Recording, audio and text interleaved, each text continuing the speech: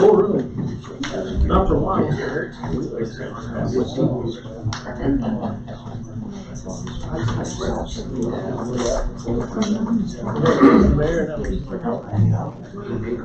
I was likely to put city council. What? And I was likely to put city council. Call meeting order, Monday, May 6th. Roll call, please. Kane? Here. Schott? Here. Fagan? Here. Erickson? Here. Kuhn? Here. And Deline? Here. And Anderson? Here. Agenda was sent out on Friday afternoon. Do I have are there any changes to the agenda?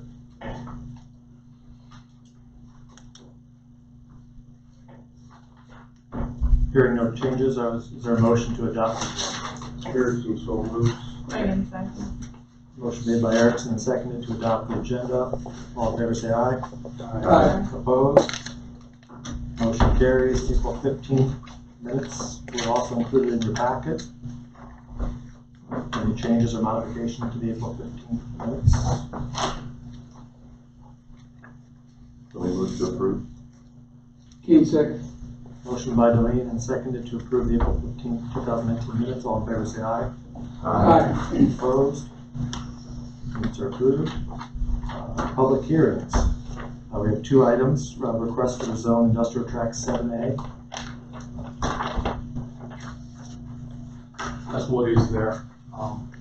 Just on each of these, we've already, the planning and zoning has had a public hearing, and at the planning and zoning meetings, we do invite and send notice to all residents and businesses within 300 feet of the location that's applied for the rezoning, as well as we publish in the paper, and we also put the sign on the property itself. We have two signs on the property, so that's the notification that's given at that hearing. And I included a copy of the minutes from the Planning and Zoning Board. They recommended approval of the rezoning request from Natural Resource Conservation, and Woody's request here to multifamily or industrial tracts 7A. And Woody's here to kind of give you an update and answer any questions that you might have. Harrison moves to approve the rezoning. Schott second.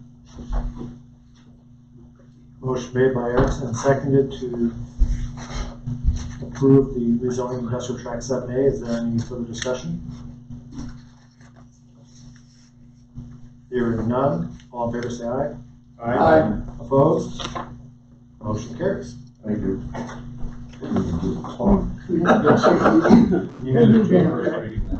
Okay, so That was why we did it really fast. So, They're still up there. I think there's still lessons. But we can do the next one. Right. Okay. Next item under public hearing is the request to rezone lot 7, block 4, Farmers Edition. And once again, with the same thing that happened with Woody's, so we had a meeting here a couple weeks ago. Chris Peterson's here. He is the one that has actually applied for the rezoning request. He purchased some land off of Highway 46 there. And I know there's several people here that were at that meeting also. And Chris answered as many questions as he could. And maybe there might be some more questions here, so we'd open the public hearing now. If if you guys have any questions of Chris, or if anyone else has any questions of Chris, or Chris, if you want to just kind of take it, you can kind of tell them what we're planning to do there. So, Beresford City Council, I guess what I'm trying to do is provide more of a tax base, more affordable housing for the community. You know, it's been brought to my attention numerous times by a lot of people that Beresford needs more affordable housing, so that's kind of what has driven me to do this. I identified a piece of property. It seems like it's an adequate area, and that's what I want to do. I want to stick an 8-unit multifamily apartment with 2-bed, 2-bath, all ADA compliant, or 10% of the building, excuse me. Start with affordable housing. So that's kind of my spiel in a nutshell. I guess to kind of back up, I'm 34. I've been in the military for 16 years. I've got 4 kids, a few different businesses. I've got an insulation business. I also build homes, and got into the rental market when I was 23. So that's kind of where I'm at now. So that's all I got here.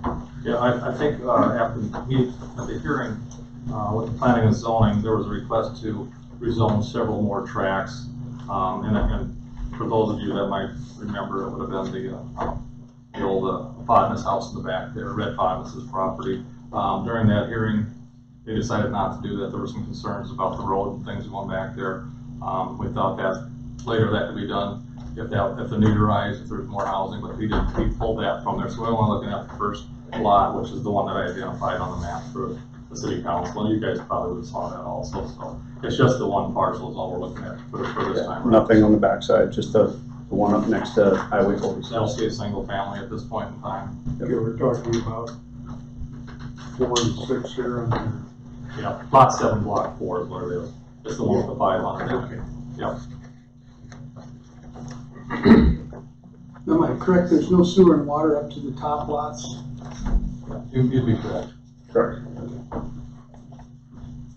We asked if that road were to be developed and sewer and water were to be brought back for those other lots. I know those aren't in question tonight, but we just have a lot of concerns and questions about how assessments would be done, because the one building I know you mentioned, and you mentioned that you'd like to build a second building behind that eventually on that one lot.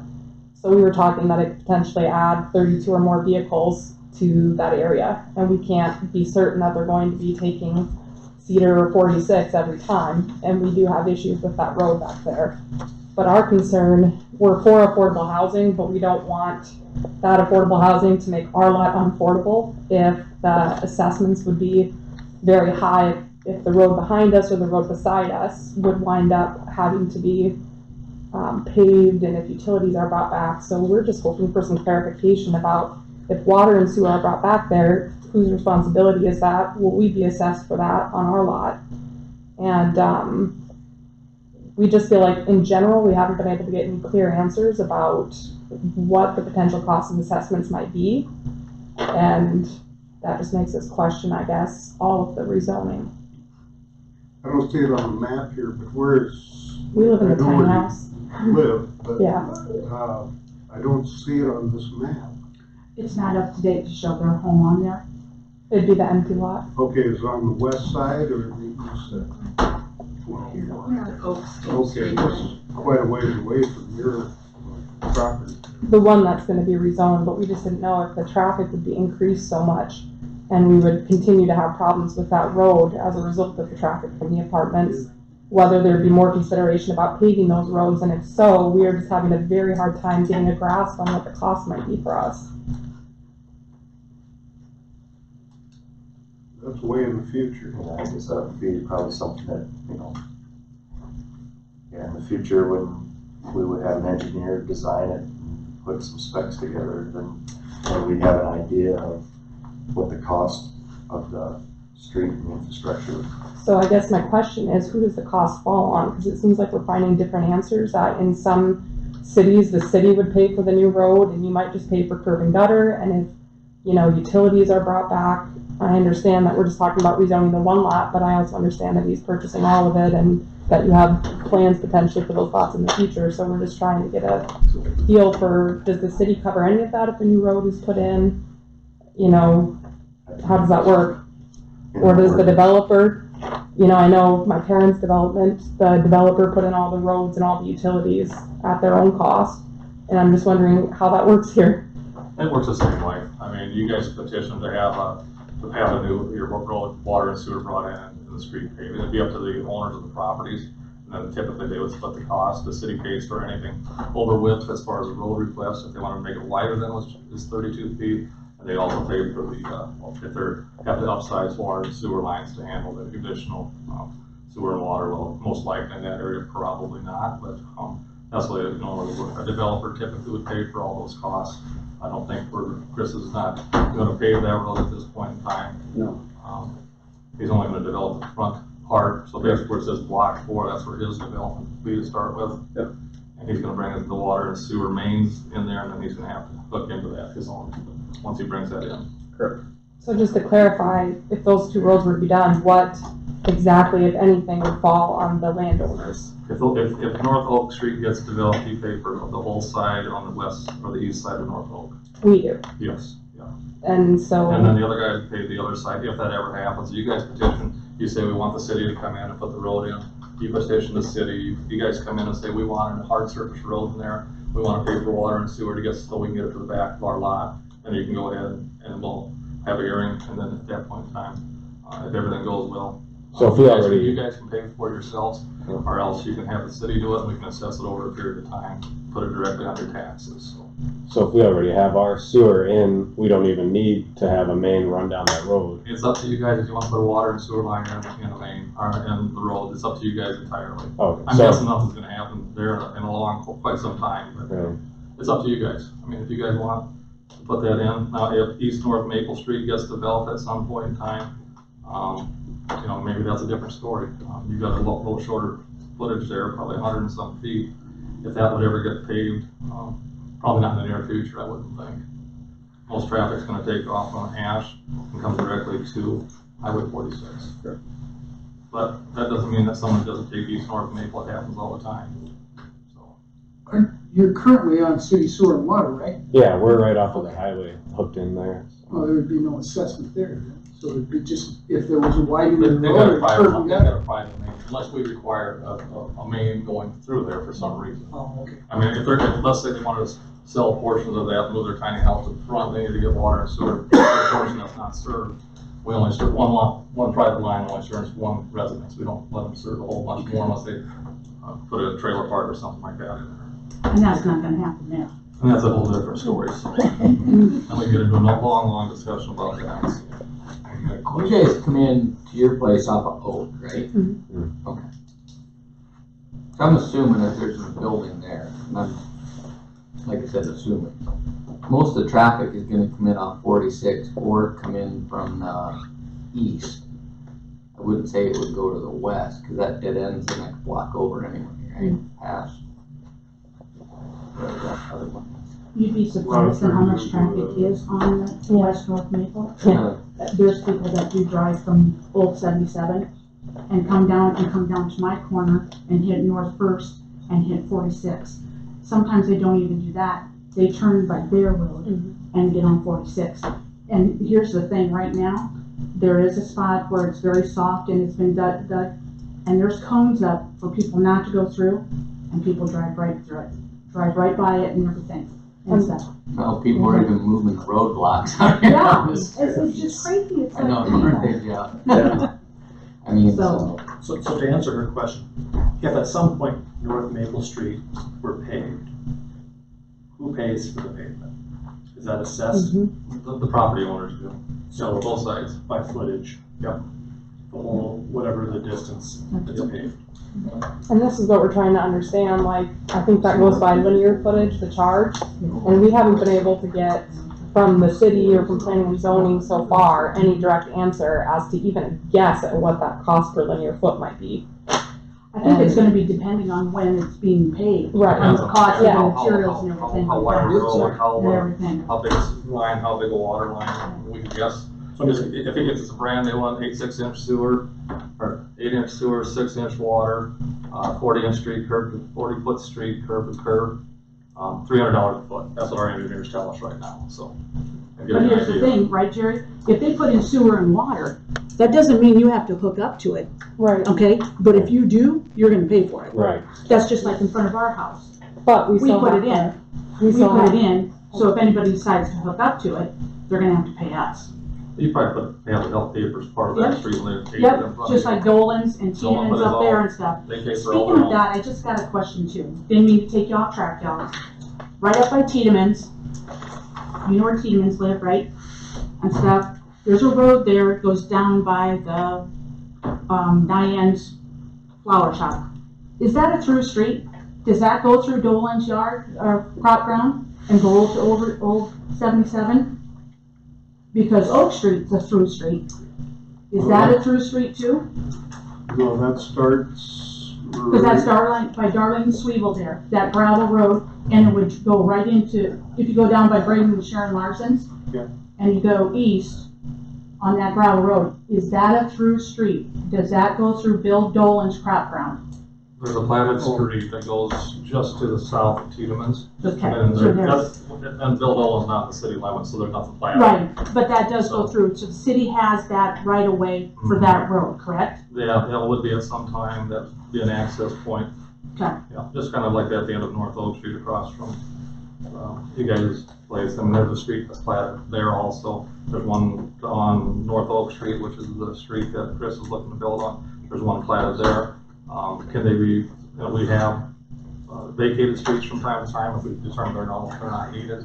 But in order to access any of that for future growth, the Dolan property, that might not be, it'd be kind of crazy to vacate those if there's ever a need to get in. Right. So to go back to the prior issue, I'm still trying to understand this. So basically, even if we're not tapping into water and sewer, just for the pavement, we're talking $300 a linear foot? That's for water and sewer and everything. That's what our engineers have told us. Okay, $300. so, right, so if we're not tapping into that, then does the cost become substantially lower for just the pavement portion? If the water and sewer mains were not required to be put in, yes, the paving would be less. So, and we don't know what the price is, but I mean. We're just trying, we'll yeah, let we're just trying to engineers understand, because when it that, comes to that, it depends on if you have a 30-foot street, 32-foot street, right, 40-foot street, 45-foot street. To clarify, it'd be half of whatever the amount is. Gary, correct me if I'm wrong. Why but half? Because they'd be paying for the southern half, the landowner would be paying for the So theoretically, 300, and we'd be 150. 150, Okay. if you tap into sewer, but I'm. but Right, so isn't yeah. that what that is, like 67,000? I'm gonna correct me Maybe if 100. I'm wrong,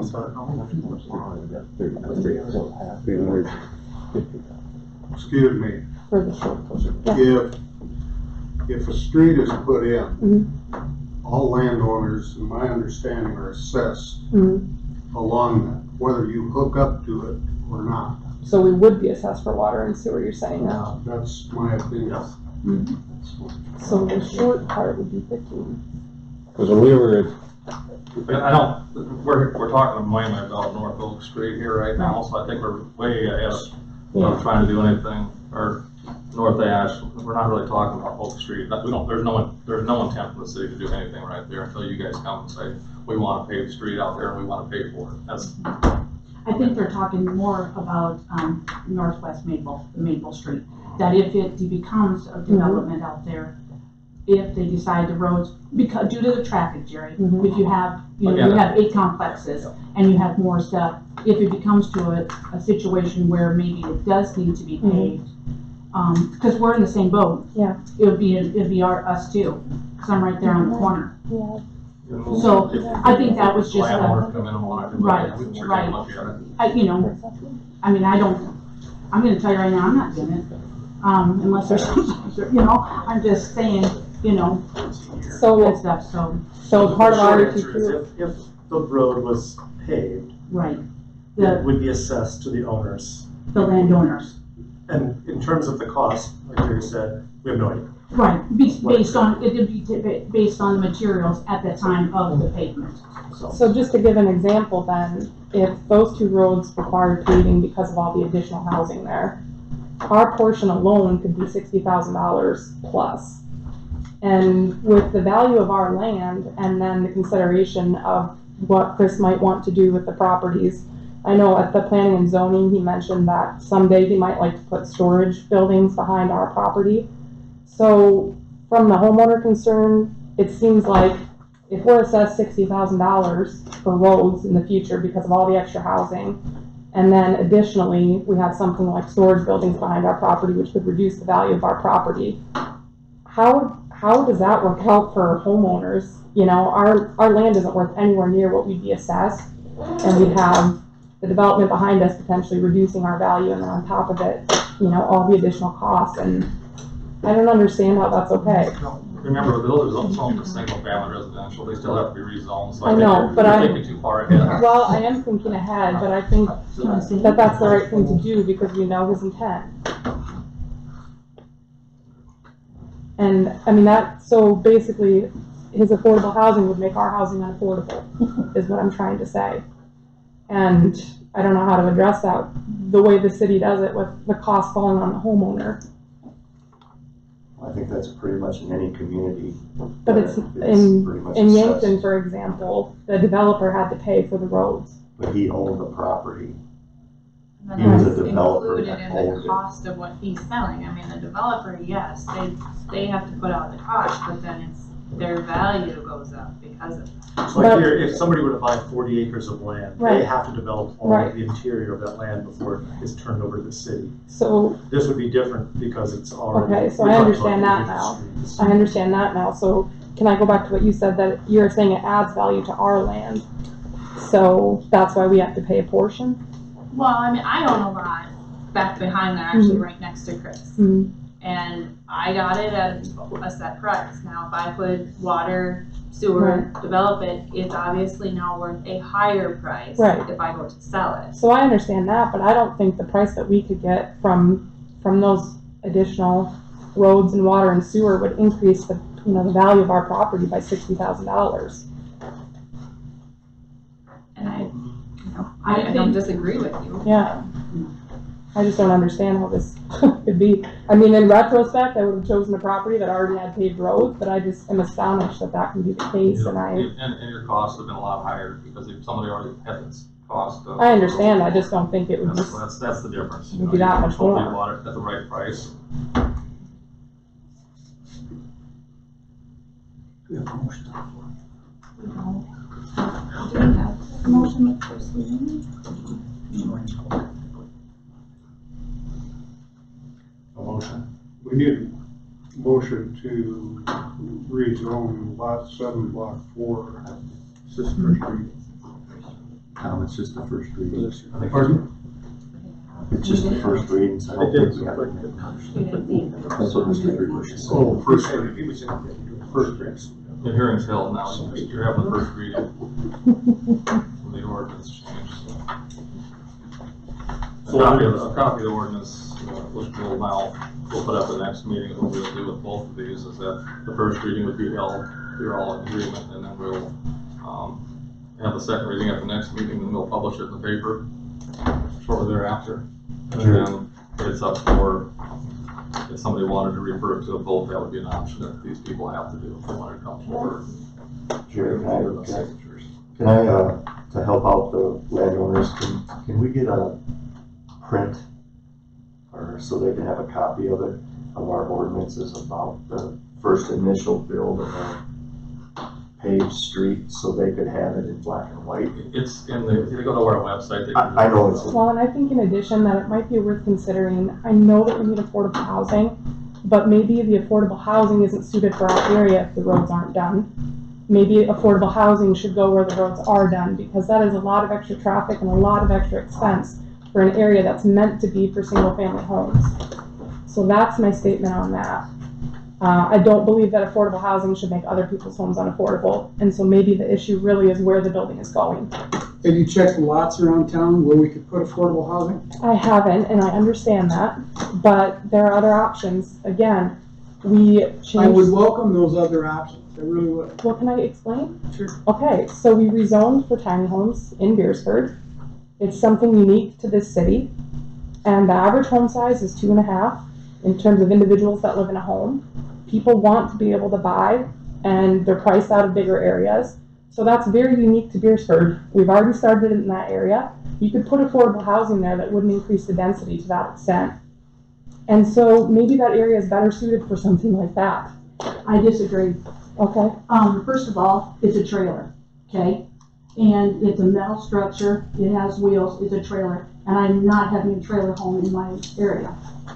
So that's my thought on that. Okay. And, as a residential owner, if I wanna put street and gutter in my home, I'm gonna pay for it because that's what I want. You were very fortunate that you could come through your property and only have, what, a 4-inch pipe coming up to your house. And so your cost was very much down, okay? So speaking of residential homes, if you want a residential homes, unfortunately, you're gonna have to pay for it. You're gonna have to pay for the street, you're gonna have to pay for the curb and gutter, just like everybody else is in the house. If you consider your tiny home, a residential home, and that's where you wanna stay, that's great. I'm glad you can find affordable housing for that. But you will have to pay somewhere along the line, have to pay for a street. Yeah, we're fine with streets. We're just wondering about the sewer and stuff because when we were, they said we'd have to put in like $30,000 in the road if we didn't tap off of the highway, so that's why we just tapped off of the highway. and I'd like to just add too that tiny homes can be built on foundations in Beresford now. It's not a requirement that they be on a trailer, and they don't have to be nearly as small as ours either. That is right. That, I do remember that when we did the planning and zoning, that something was going to say the foundation, then the wheels would come off. But please keep in mind, it's still a medical. I think we need to go back to the agenda. If we need to add this onto a future meeting, I would encourage you both to contact the city and we can gladly add this to the agenda for next meeting or subsequent meeting. Sure, thank you. Thank you. So we don't need a motion for this? Okay. Next item on the agenda is visitors to be heard. Do we have any visitors that would like to speak?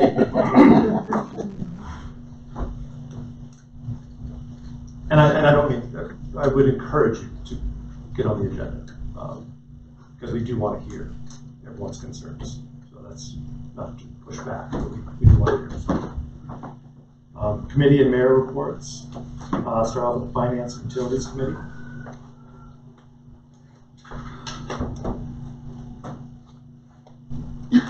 It's your last one, you can leave it. Oh, okay. Yeah, we had a meeting, Jerry, Mike Anderson, Teresa, Steve, and myself, and came to the conclusion,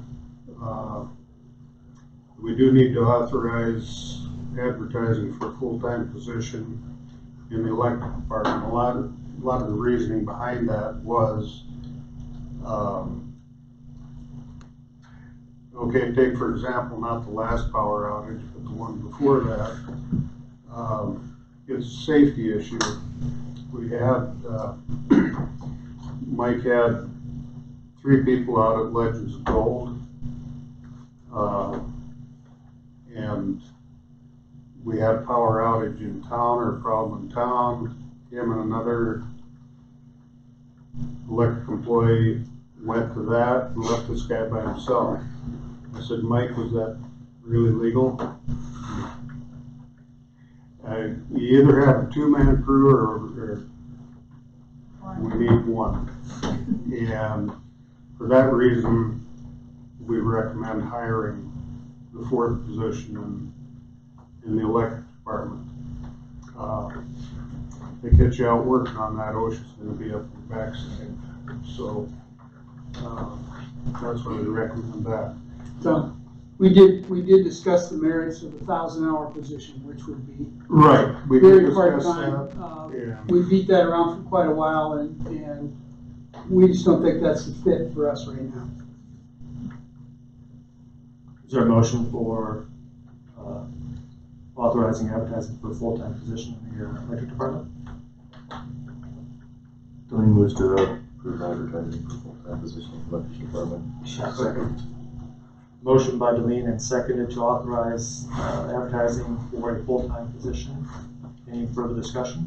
Can we just clarify the level that we had decided to, and Jerry, I don't know the exact terminology on that, but it was journeyman, correct? Well, journeyman is, we would advertise for someone that is out of school and could work their way up to journeyman, or journeyman, I guess. It depends on who applies, don't you think, Mike? I mean, that's kind of what you're looking at. Yeah. We have hired, people right out of school before. It takes them 4.5 years right out of school to become a journeyman. If you got someone with 3 years of experience, they can move up rather quickly, as Alex Thompson did, so. I just have had some questions on what level we were hiring, so I just wanted to clarify that it is that lower level coming into. We really didn't eliminate anything but the $1,000 position. Right. And one thing we skipped over was the acting electric Let's superintendent position. finish this And motion. then come back. Finish Okay. that motion. So is there any stipulation on the full-time position, or are we gonna advertise it, depending upon experience? I think so. Yeah. Yeah. I mean, Yeah. that I mean, we would take either, anywhere, as long as they have their school. Their education is established at payroll level. Right, and that's already established. Yeah, that's what I'm saying, we've already established Yeah. that. Yes, so. yes. Alright, so we're targeting all candidates. Any further discussion? All in favor, say aye. Aye. Opposed? Motion carries. Acting electric superintendent. Well, we did discuss this, although my memory is correct, very briefly. And we think we should hire a full-time supervisor, and I would recommend, the committee's recommendation was promoting Mike into that position. And again, we discussed this at great length as well. Not always with Mike present, but with Jerry and others, in that we have a man with a lot of experience who knows Beresford. As far as I can tell, he's gonna stay in Beresford. I talked with his wife, and she agreed. She's gonna so, yeah, we thought it was our best move and in our best interest to promote Mike to department head. Jerry, has there been any more discussion on salary level, anything like that? No? Okay, so. Can we appoint, or can we just, Well, we did that with Jeff. Jeff was promoted to the position. There is precedent for it. as it's listed on We the, need to wait. as it's listed on the agenda, can we move forward with that? Yes. Do we need to identify the wage Mhm. at this time? Correct. Oh, that's That's something we can do. We can do that. So I can move that we go into executive for personnel. Fill in a second. Motion made by Svagen and seconded to move into executive session for personnel. All in favor, say aye. Aye. Opposed? Motion carries.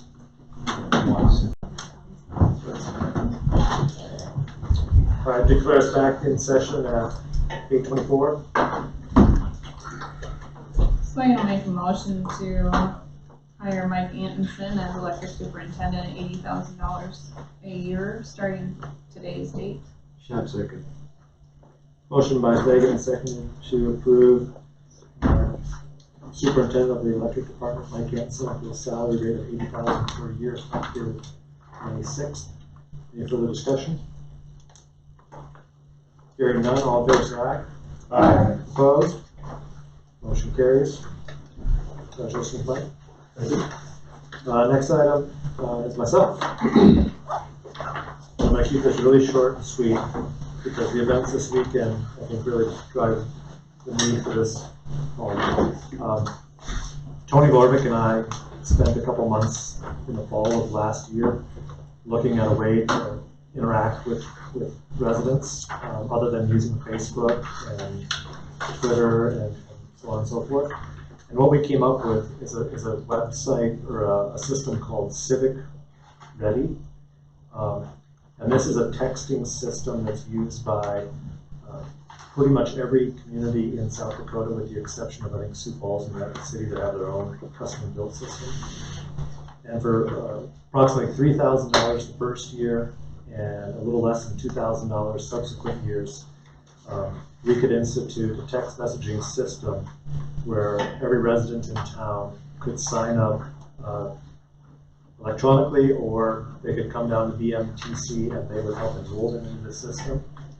And it would allow all of our department heads to message directly with anybody who wants to opt into this system. And one of the kind of the neat features is that it's what I would call partitionable.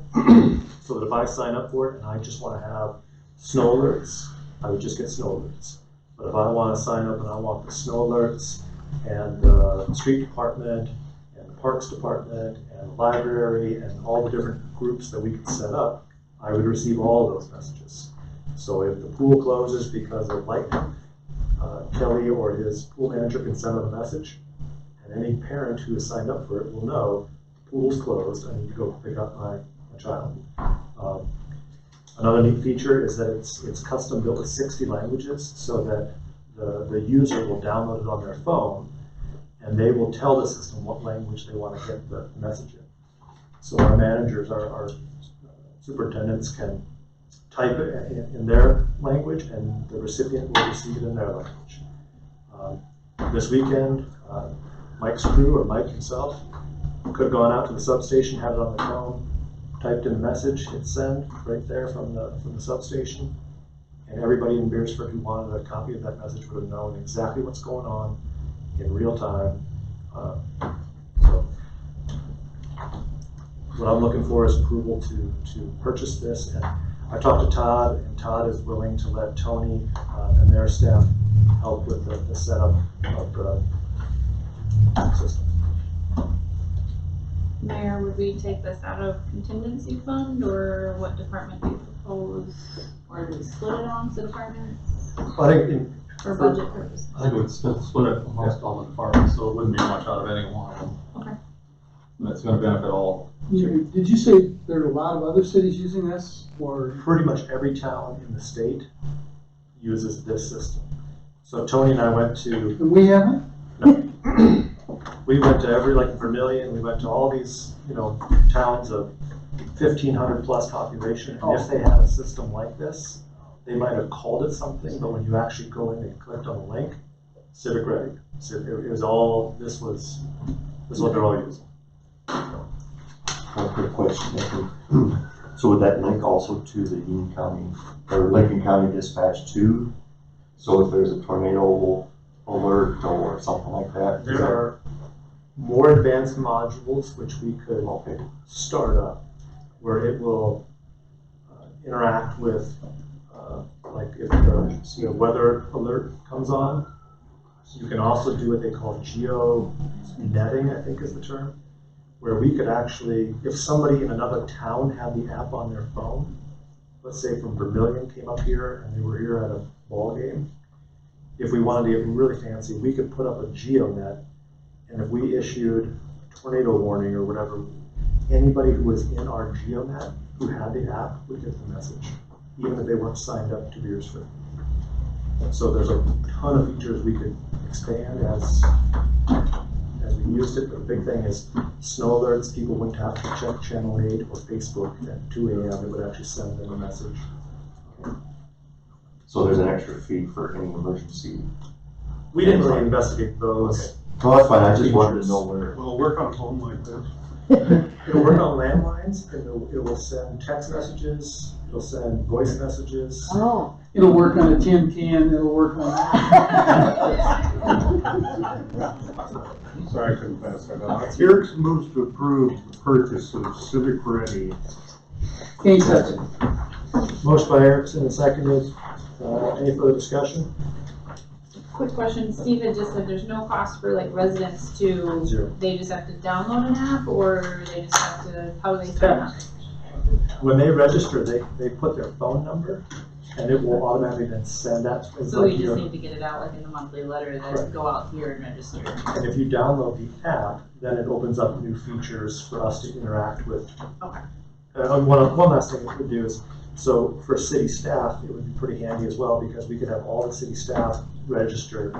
And then if we needed to send an internal message to staff, that would be its own grouping. So we could send messages, you know, if there was something going on.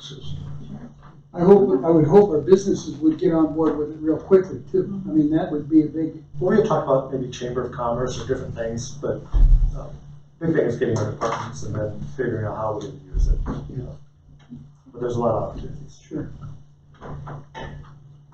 Any further discussion? All in favor, say aye. Aye. Opposed? Motion carries. Department head, Jeff Ebright. First item is the water tower, and I haven't heard anything back from.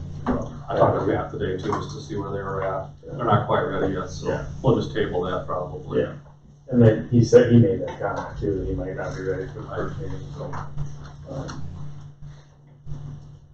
An update on the streets and street repairs.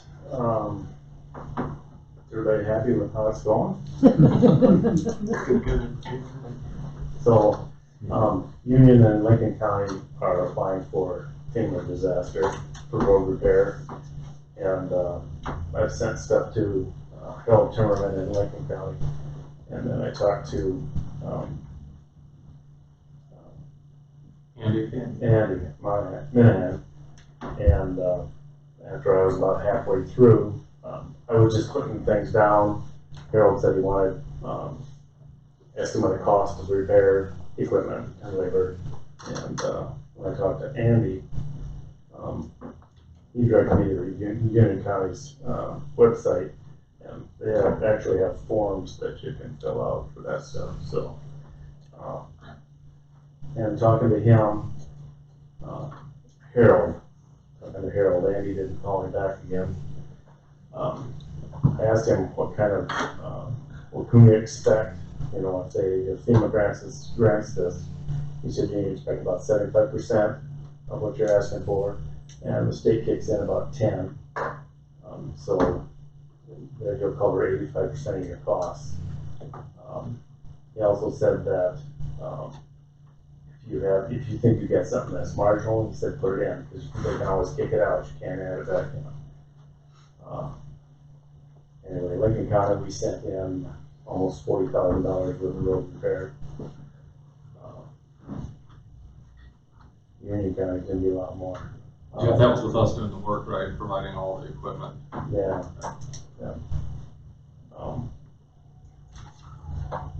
I'll take the spruce, for instance, the one that looked like it was carpet bombed. How do you know, there's gonna be just patches here and there. I asked him, I said, if I put in that we just do it all, he said that's what he would do. If they don't like it, they'll keep it out.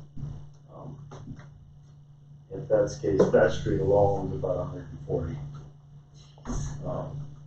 And that's probably the one by the school on South Maple.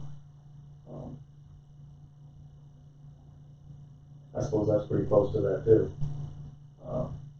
It's just, and I don't think we'll have a problem getting on board with this, I guess.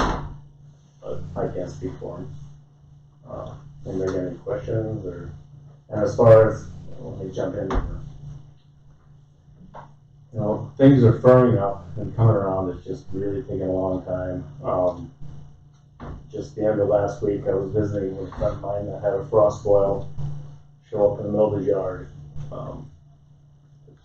It's frost went deep this year, and it's just one of those years that slow coming around. So I appreciate everybody's patience. You know, as long as everybody's having to drive down the streets, everybody's looking at me and wondering when you're gonna start something. And, you know, it's just, no, not yet, but it's getting closer. You know, just need to get it warmed up and get spring going here. Other than that, did they got any questions about the streets? You talked to me a couple times about, you talked to Bill already about the streets, Yeah. and he's gonna help out. He's the next part-time hire assist with the asphalt. And, so we're gonna have to have him, because it takes two people on that paper. One on each crew, on each end of the street, so. One quick question about the FEMA grant, or if that was come to light, would that have to be done by December of 2019, I don't know. or is there? I don't know the specifics on that. So basically, this is, the stuff that's sent in now is, preliminary to see if everybody's, if we're gonna qualify. And it's county-wide, it's going by county. Right. So, No, I understand. Can you start fixing the stuff? yeah, And then you don't have to wait until you hear something to Right. start. yeah. With FEMA, from what I understand, when I worked at the state, I was just on the end of where we were fixing stuff. You had to, everything had to be on your time card. You had to list what you were doing, equipment that you used, materials. You know, they wanted documentation, they wanted pictures. And so if you get all your bases covered, you know. But I never saw the monetary end of it, or I never got past that part of just providing the information. So. Jeff, is that a chip seal road going out to the gun club ball fields? Yeah. When are you gonna open that up? I'm tired of walking out there with a 30-pound backpack. Well, you're looking good, I can give you that. We've got it now where, the guys doing the baseball and stuff, they'll move the cone and drive out, and I was assuming that maybe the parents would drive out there, but it's just been the coaches going out, and then they've been walking in. We're gonna give it light traffic and see what happens. If it can stand that, and not gonna be worse, we'll let them do that. Same way with the guys for the, going to the gun club. It's not public knowledge, I suppose it is now, but, they can drive out there, but they won't get all the way to the gun club. It's closed, they'll get so far, and then they'll have to walk the rest of the way, so. Slightly go inside and mow down in. Unless the road starts to look worse, then we'll back to closing it off. I got another question. Okay, going to the gun club in the park, we talked about this earlier today about redoing that where, it's not, the way it is now, it's gonna be like 4 or 6 inches of Yeah. asphalt if we get the FEMA stuff. Yeah, as bad as that is, well, let me back up to Spruce. Instead of having all this hodgepodge of patchwork, I'm gonna put it in as, The way it should be. yeah. Same way with that out there going to the gun club. Right, in the okay, ball it game. should be, should have been done. Yeah. That would alleviate what we had going on now. I appreciate it. You know, Thank that if they don't approve it, we'll cross that bridge when we come to it. Will Maine get involved in that grant too, or What's that? will Main Street be involved in the grant request or no? Who? Maine? Maine. Right by the By the pool, Oh, by the swimming pool and stuff? I don't know. But in front of Butch Reed's, that'll be all included in there too. In front of Butch Reed's, all that tore up there. That's all in front of the school, Butch's, going, Park Drive, all this stuff's getting written down and put in, all of that stuff, so. I'm sorry, I didn't That's okay. catch that, so.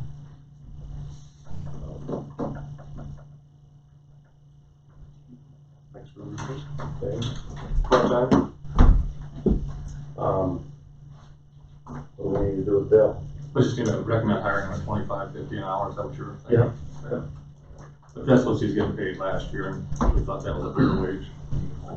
Yes. Shall I make a motion to hire Bill at $25.50 per hour for part-time hires? Bill Seaman. Bill Seaman at $25.50 per hour. Garrettson second. Motion by Shelton, seconded to hire Bill Seaver, $25.50 per hour, part-time, in relation to asphalt repairs. All in favor, say aye. Aye. Opposed? Motion carries. Thank you. Thank you.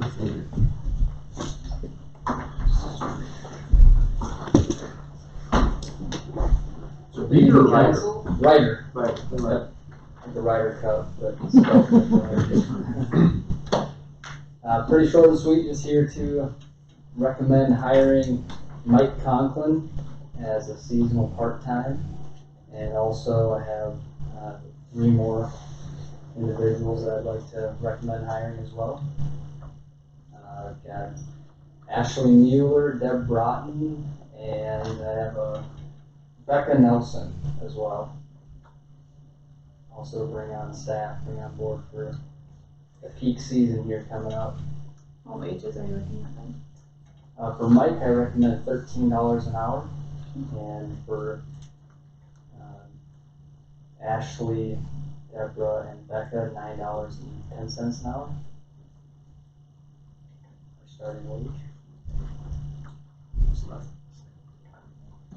What was the last name of the second? Deborah Broughton.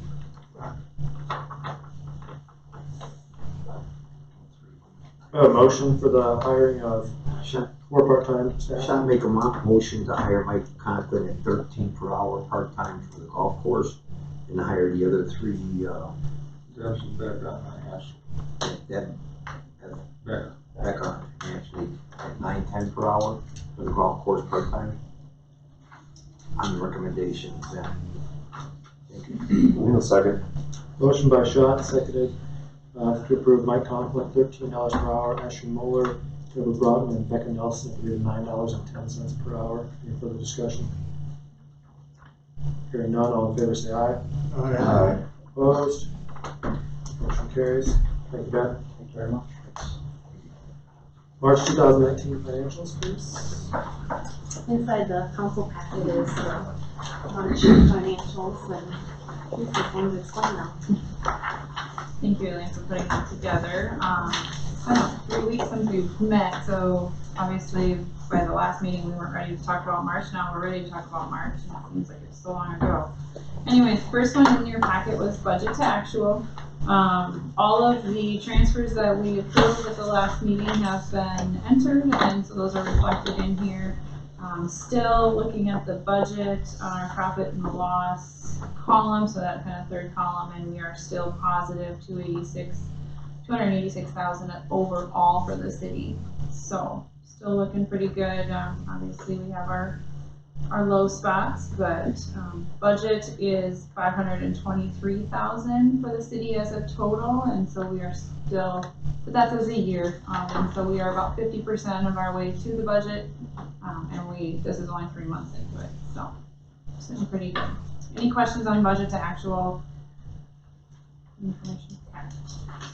Let's go then to the next one is the statement of revenues and changes in revenues and expenses by department, and I apologize if there's that.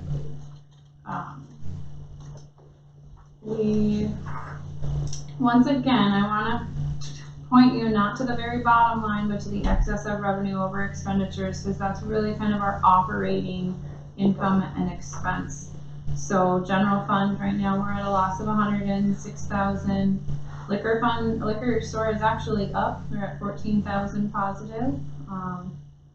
Water, electric, sewer, telephone, everybody's positive. We get to garbage and they're pretty much break even. A little bit of a loss there. Golf course, obviously we haven't met by the end of March. We haven't started any golfing yet, so a loss of 90,000 there, but hopefully we will recover some of that, and cable TV at a break even. So total is that 280,000. Any questions on the revenues and expenses? I don't want to spend too much time on it unless you guys have some questions on them. We all have them, so we have reference to them on how each department is doing. So the last one is our statement of position, shows us our assets. So cash balance is 1.8 million in the checking account, and then at investments, South Dakota Fit, we've got 3.4 million, and then $1 million in the CD for the telephone department. In between there's our receivables, it's all of our utility receivables from customers and stuff. So current assets are just over 8.5 million, pretty good. Capital assets, long-term, so the second half of that page is all of our long-term assets, buildings, land, fixed asset type stuff. For a total of 26, so total assets 34 million. Go to the very left, or to the next page, and that's gonna show you our liabilities being, what we owe our vendors, any payroll liabilities, customer deposits, any deferred revenues, stuff like that, by department. Nothing really that draws any attention to me, but current liabilities are 639,000. That next section, the middle section, is our bonds payable, so 4.3 million in long-term debt or bonds. And then the last section is what we call our equity, or what has built up over time with our net income and everything. So, any questions on that? Then Elaine has, after that, included the bank cash report.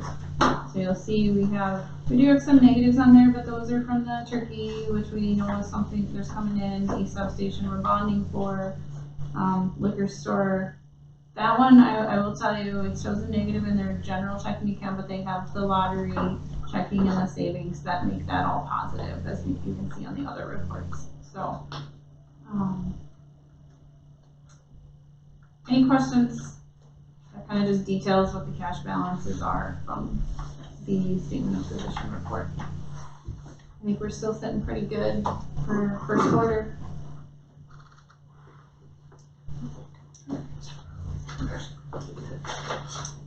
Need a motion to approve those. Can make a motion to approve the March financials? Second. Motion by Kane and seconded to approve March 2019 financials. Any further discussion? Hearing none, all in favor say aye. Aye. Opposed? Motion carries. Old business, Mike Anderson, Liquor Department.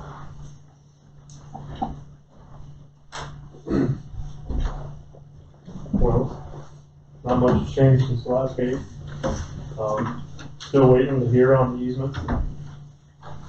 Didn't go as well as planned, but You're meeting with Dennis this week we're to gonna, discuss some alternatives. the engineer from DGR is gonna come, and we're gonna talk about a couple different routes. It should be nice to have them, an answer from the landowners before we can move forward. We're still waiting for landowners.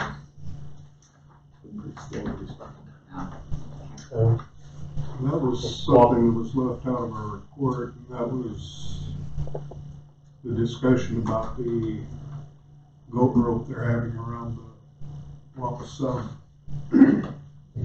And that's where the easement problem is right up in that vicinity. There's several routes that Mike showed us that they take. Some cost more, the ones we can't get are less. And I think when you get with DGR, they'll come up with something. Yeah, Wappa said they're at 90% of on their end, and they are wanting to know where we're at so they can finish and get started on their work. So, and after the weekend, the problems we had, it should be nice to get the ball rolling and get going on it. So. Is that the alerts you were talking about last? Talked to the company that actually installed, did all the construction on that substation, and they're gonna come. He's gonna put together some stuff and come up here and troubleshoot what's actually going on in there and why that happened. So could be a couple different things. Could be a gauge, temperature gauge on the transformer, or some relays inside. So.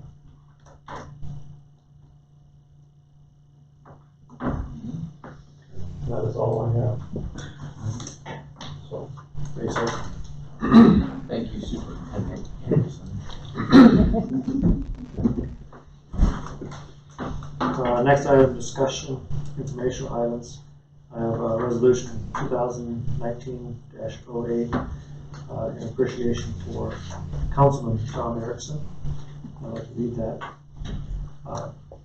Whereas for 10 years, Tom Erickson faithfully served as a member of the Beresford City Council, and whereas during his tenure on the council, his fellow council members selected him to serve as the council president 5 times. And whereas during his tenure on the council, his fellow council members selected him to serve as vice president 2 times. And whereas Councilman Erickson has led the city in the transition from operating their own water treatment plant to being part of the Lewis and Clark Regional Water System and serving on their board of directors for the past 8 years. And whereas Councilman Erickson has given up a tremendous amount of his own time to serve on many council committees, and whereas while Councilman Erickson's presence will be missed, he will forever be a friend to the city of Beresford. Now, therefore, be it resolved that the City of Beresford City Council extends heartfelt and sincere appreciation for Councilman Erickson's dedicated service representing the citizens of Beresford.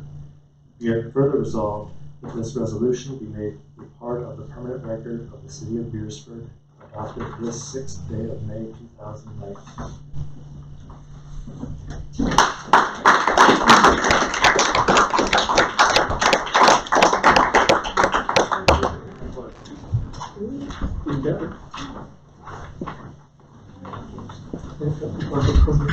Just know my name, please. Thank you. Mayor Swigan will make a motion to accept resolution 2019-08, resolution of appreciation for Councilmember Tom Erickson. Kane second. Motion made by Spangen, seconded. All in favor, say aye. Aye. Opposed? Motion carries. Thank you, John. A motion to pay the bills. Erickson so moves. Boom will second. Motion made by Erickson. Final motion. All in favor, say aye. Aye. Opposed? Motion to adjourn. Erickson so moves. Motion carries. Thank you. You bet. Thank you. Thanks for all the years. Get out of here. You want to stick around for the second piece? What? No, you start a second meeting with new council. Yeah. Jeff, you gotta report this next one too. This is up the agenda. Oh, both of us. Yes, yeah. All right. Raise your right hand.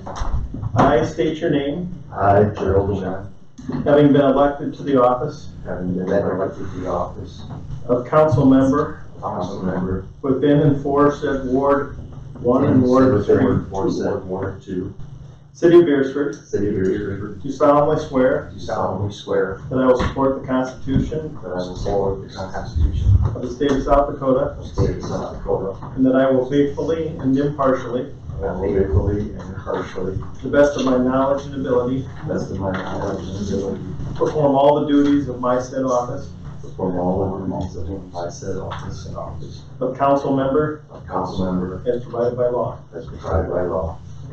Thank you, sir. Thank you, sir. You guys got to sign.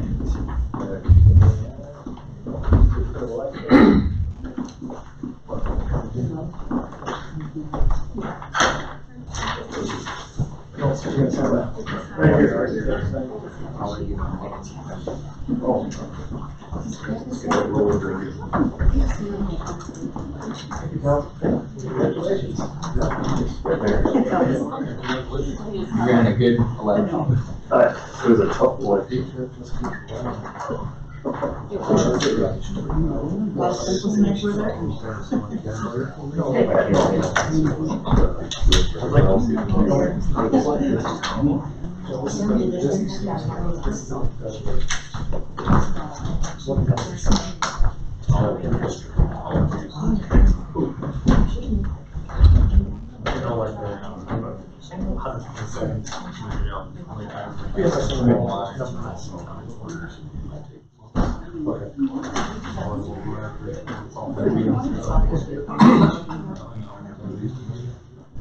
Call to order and roll call of the new city council, please. Boone, Here. Kane. Here. Deline. Here. Schott. Here. Swagen. Here. Mayor Anderson. Here. Sounds very similar to the previous council. The agenda was also sent out on Friday. Are there any changes to the agenda? Motion to adopt the agenda. Doing so moves. Boone second. Motion made by Deline and seconded to adopt the agenda. All in favor, say aye. Aye. Opposed? Motion carries. Right into new business nomination for President of the Beresford City Council. Kane nominates Gerald Deline. Second. Council President. Motion by Kane and seconded for Gerald Deline, President of the Beresford City Council. All in favor, say aye. Aye. Opposed? Motion carries. Nomination for Vice President of Beresford City Council. Motion for Troy Boone. For vice president. Schott Is it a second. mutual motion? You can pick who does it and who seconds. Motion for Troy Boone by Schott and seconded. All in favor, say aye. Aye. Opposed? Motion carries.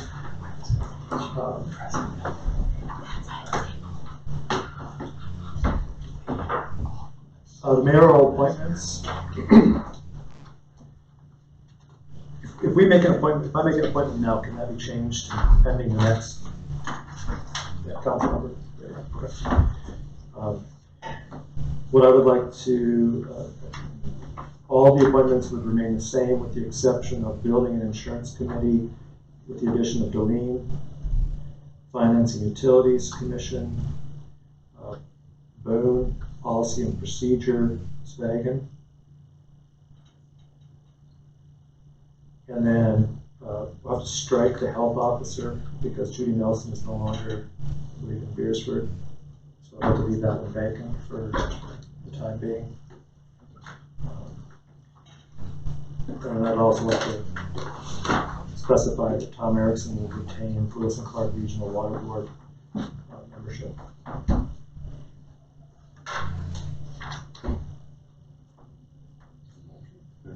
Yeah, accept the appointments.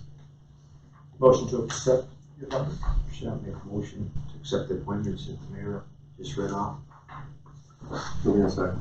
Motion by Schott and seconded to accept mayoral appointments. All in favor, say aye. Aye. Opposed? Motion carries. Filling of Ward 3 council person position. I recommend that we post on the city website as well as the Beresford Republic and any and all social media where we invite individuals of Ward 3 to submit a letter of interest to the city, at which point, or if anybody also could bring a member of the community to submit a letter of interest, at which point we will convene the mayoral advisory council and vet any potential candidates and then present as soon as possible.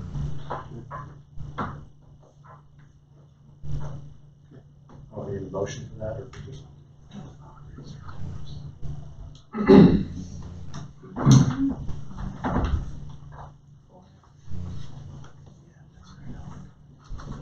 Step pay increase for Renee Galt, City Hall. She's at 1958, and Elena has recommended that she does get a pay increase. I think that is to the top of that. It's $20.08 per hour. I make a motion to increase Renee Gold from 1958 to 2008. Kane second.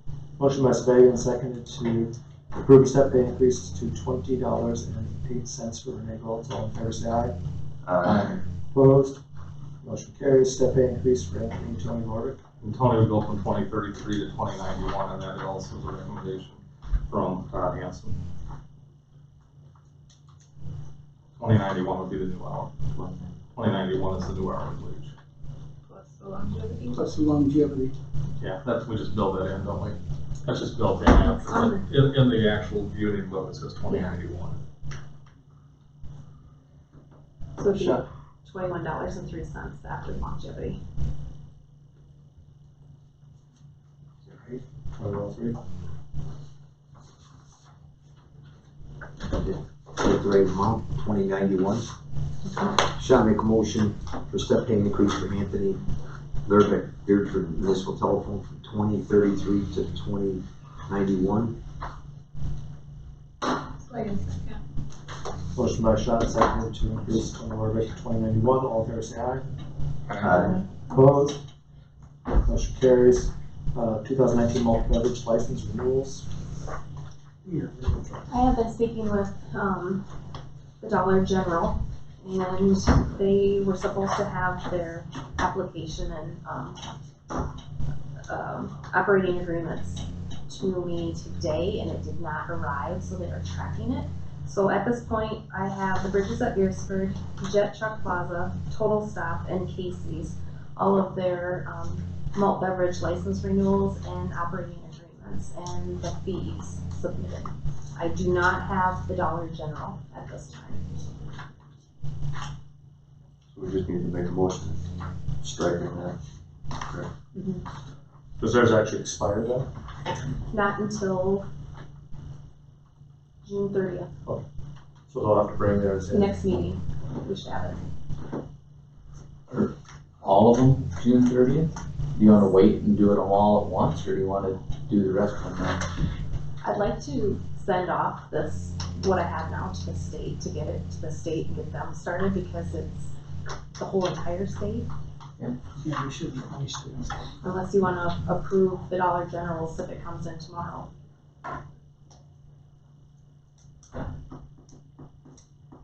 I think we should approve the ones that have gotten permits in now. We don't want to punish them for. No. Is there a motion to approve the submitted renewals? You make a motion to approve the, license renewals for Bridges, Jet Truck Plaza, Total Stop, and Casey's General Store. Motion by Kane, seconded to approve the submitted 2019 malt beverage license renewals. All in favor, say aye. Aye. Opposed? Motion carries. I have 3 travel requests, library training, library loan, and HR finance and peer. Moves to approve the travel request. Shot second. Motion by Devane and seconded to approve the listed travel requests. All in favor, say aye. Aye. Motion carries. Motion to adjourn. Second. All approved, or all in favor? Aye. Motion carries. No. Four? One.